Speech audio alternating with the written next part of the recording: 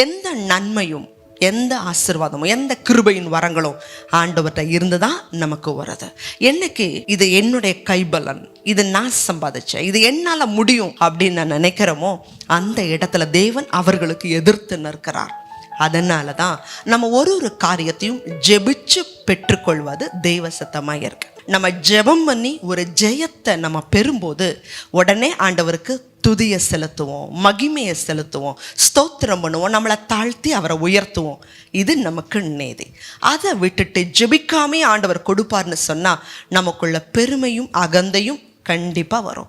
அதனால நம்ம விழுந்து போவோம். அதனால தான் தேவன் ஜெபிக்கும்படியாய் நமக்கு முன்மாதிரியை கற்றுக் கொடுத்தார். கடைசி நாட்களில் உபத்திரவங்களுக்கு நம்ம தப்பும்படியா ஆண்டவராக இயேசு கிறிஸ்துடைய வருகையில் நம்ம காணப்படணும்னா ஜெபிக்க வேண்டியது அவசியம்.